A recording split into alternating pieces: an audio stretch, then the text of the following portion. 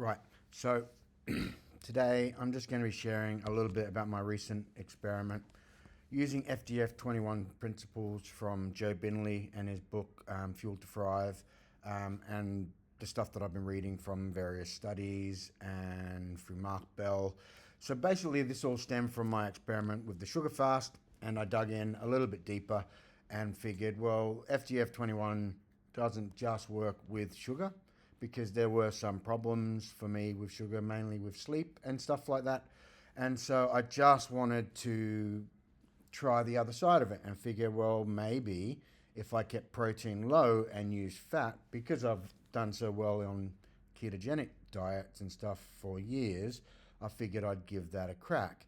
And so I gave everything a bit of a break for a few days, sort of a clear out period, I guess, if I was doing some sort of research study from the sugar fasting. And so Friday, Saturday, Sunday, I ate sort of a normal diet with no real structure. It was a mixed diet of protein, fats, and carbs. And so when I started, I was 90.8.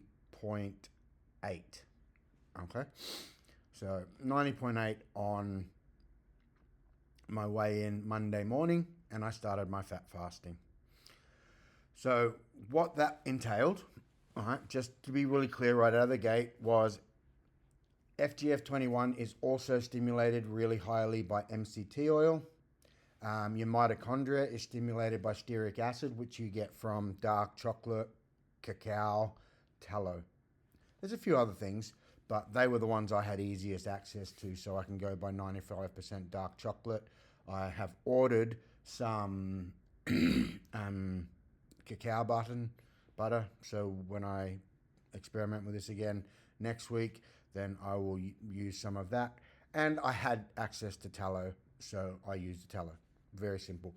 So what I was doing was, in the morning, I would have 2 to 3 coffees with MCT, lots of thickened cream to push the fat levels up and to get the calories up. I wasn't trying to calorie restrict, which was the same idea as the sugar diet, you know.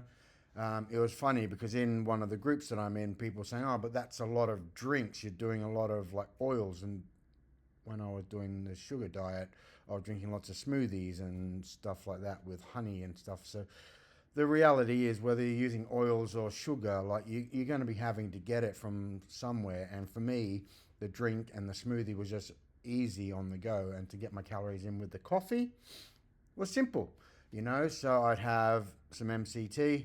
And I was actually a little worried for the first couple of days about the bowels and the guts and that sort of stuff, but they all actually seemed pretty fine.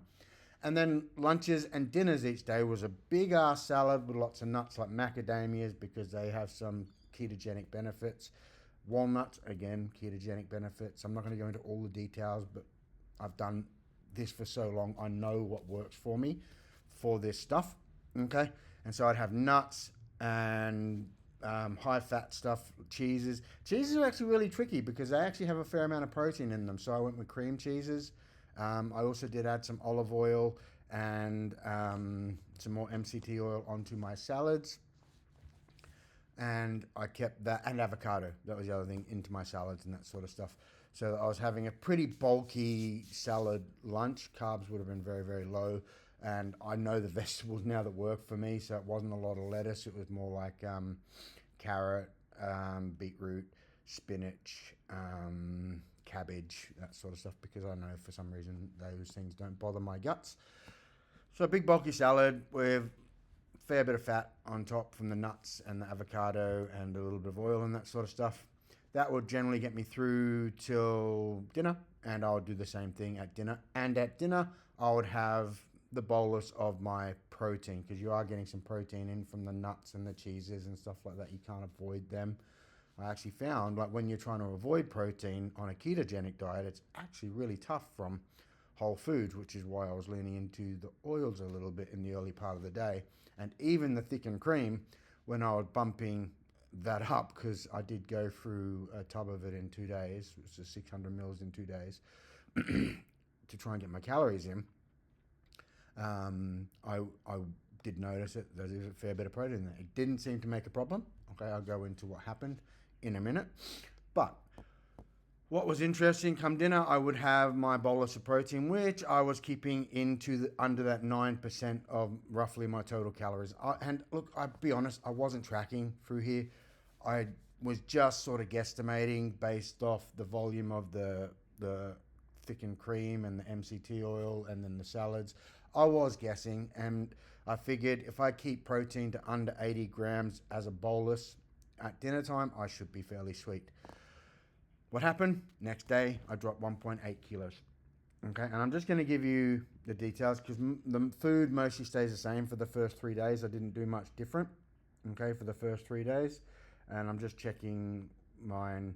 And then day 2 down, and where was it?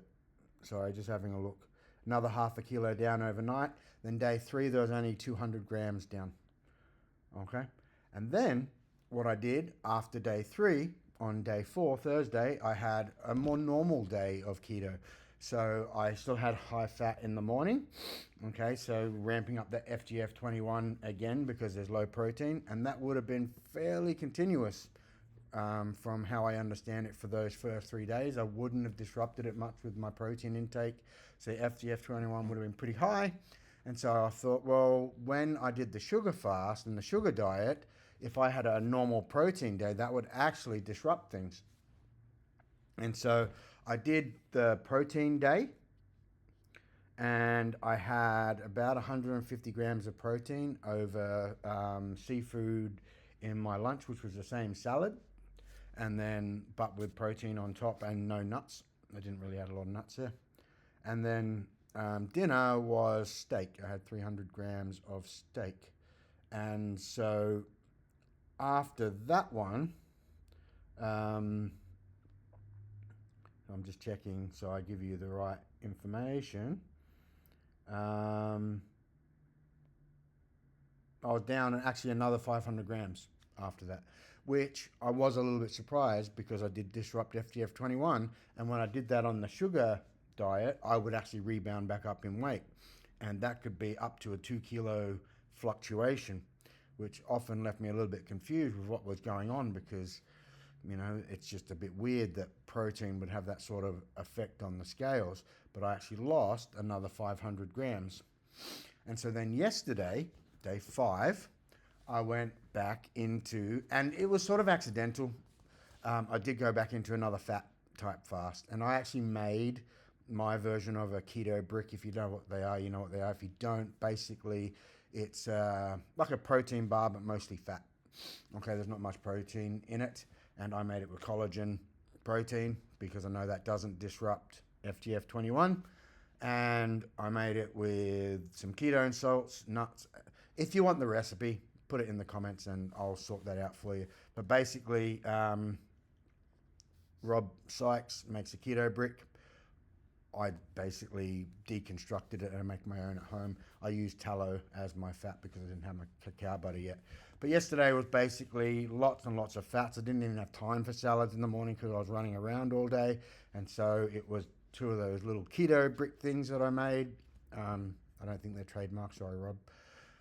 And then dinner, I actually had 500 grams of salmon. So that actually would have bumped my protein up quite a bit, to 90 grams. And I will say, this was my second leg day over the week, and leg day yesterday absolutely fucking sucked. I was fucking tired. I was exhausted. I hadn't actually planned anything around it, so I didn't do any electrolytes or anything around it to optimize how I would feel on a low carb diet as I normally would because I was so busy. Okay, so I don't know what made me feel flat. Okay, it could have been literally day 4 of a ketogenic style diet and I just felt meh, but yeah, I don't know. It could have been a bunch of things. I didn't have any sleep the night before.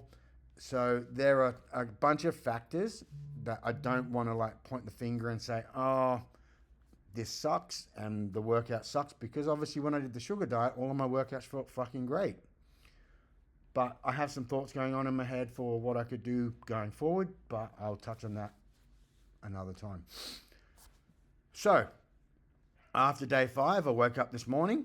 Okay, and another 1 kilo down. Yeah, so I'm actually the lightest I have ever been Oh, sorry, not ever, but like lightest I've been in about 10 years today. 86.2 I was on the scale this morning. And it was, yeah, so what's that? Like, I was 90.8 at the start. And so that's like 4.6 kilos down in 5 days. Now, I know what you're all thinking. I've gone on to a keto style diet. You're going to use a lot of water and that sort of stuff. And yeah, I do understand all that. But the same sort of structure happened with the sugar diet. All right. And so today, I'm going to keep the FGF21 stimulus going on a sugar fast. I'm going to put the sugar diet back into action today. All right. Because on keto, that's what I would do. I've had a really hard workout this morning. Okay.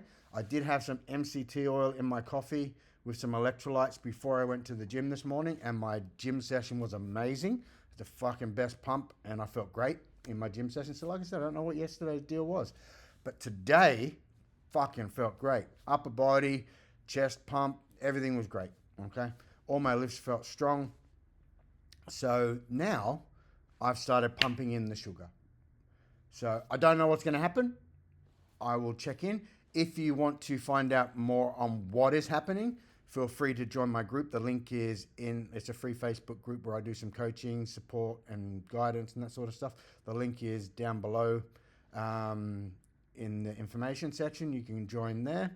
And if you have any questions, put them in the comments, because this has been a really interesting experiment for me, because I actually feel amazing. When I was on the sugar diet, people thought I was like taking drugs because I was like so hyped up and that sort of stuff.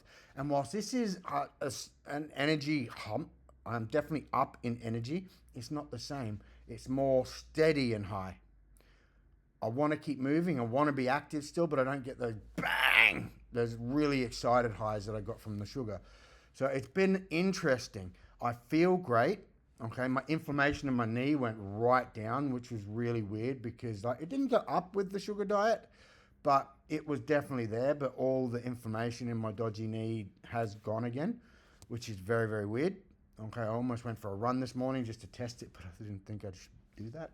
All right, so I'm still being a little bit smart. I want to play pickleball tomorrow, so that's my priority. So I feel great.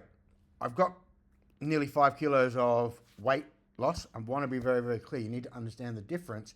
I'm not saying I've lost 5 kilos of fat. That's probably impossible in that time. And I definitely haven't been in a calorie deficit, because yesterday, just doing quick maths on yesterday alone, I would have been about 3,300 to 3,500 calories. Okay, so that would definitely be unusual. But if FGF21 stays high, even with, and I would have had about 100 grams of protein just at dinner with my salmon. Okay, so that's pretty good, you know, and a little bit through the day, but not very much. Yesterday was pretty much as close as I can get to just fat through the day with those keto bricks. It'll be interesting to see what happens today after my sugar fast, after my sugar day and my reload phase. Like I said, when I did keto before, I would have a cyclical keto plan. I'd go keto through the week, have a hard workout on a Saturday, and then I'd pump in the sugars. And that's how I prepared for lots of my bodybuilding comps and other events, and kept my performance high and kept building muscle and my physique. Like, I love it. People like Mike, I can never pronounce the name, Trinchella. Big guide for me in that. He's got his whole group on Facebook. I can, if you're interested in him, I can link to his groups and that sort of stuff. Very, very good. But I've used it for like over, I'd say close to 20 years. It was the first time I did a bodybuilding comp. I struggled with the bodybuilding style diet, and so I shifted gears and went and found accidentally a keto, what was called the metabolic diet, I think, by Mauro Di Pasquale at the time. That was basically a cyclical ketogenic diet. And there's been lots of iterations of that over the years. And what I've done is found the one that worked best for me. And so, yeah, I will touch base tomorrow in my group and on Facebook with how my sugar fast went today after a week of high fat. Stay tuned. If you're interested, follow me in the group below.